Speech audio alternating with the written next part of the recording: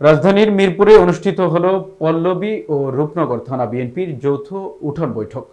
৩০ June সোমবার বিকেলে মিরপুর ১১ নম্বরের এভিনিউ ৫-এর শাহীন স্কুল প্রাঙ্গণে ৩ নম্বর ওয়ার্ডের আয়োজনে বসে এই গণসংযোগ সভা। স্টাফ রিপোর্টার সামাদুল সামাদ জানান, বিএনপি ও অঙ্গ সংগঠনের নেতাকর্মীদের উপস্থিতিতে এলাকাবাসী তাদের নানা সমস্যা ও প্রত্যাশার কথা তুলে ধরেন। অনুষ্ঠানে প্রধান অতিথি হিসেবে বক্তব্য রাখেন ঢাকা ১৬ আসনের নেতৃত্বস্থানীয় বিএনপির নেতা আমিনুল হক। তিনি বলেন, সাধারণ মানুষের দুর্ভোগে কোনো সীমা নেই। জনগণের সরকার না থাকলে এই দুর্দশা চলতেই থাকবে। বিএনপি জনগণের শক্তিতে বিশ্বাস করে, আর সেই শক্তির মাধ্যমে এই দুঃসহ সময়ের অবসান ঘটাতে হবে। তিনি আরো বলেন, বর্তমান সরকার জনগণের অধিকার কেড়ে নিয়েছে। এখন সময় এসেছে রাস্তায় নেমে জনগণের পাশে দাঁড়ানোর।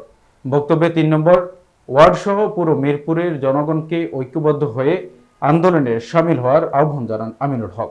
এ সময় অন্যান্য ওয়ার্ডের নেতারাও গণসংযোগ ও সাংগঠনিক শক্তি বৃদ্ধির উপর গুরুত্ব দেয়।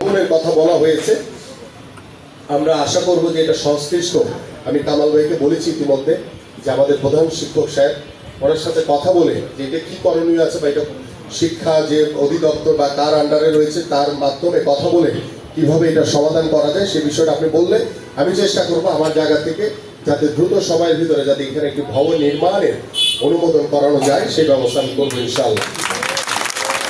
এবং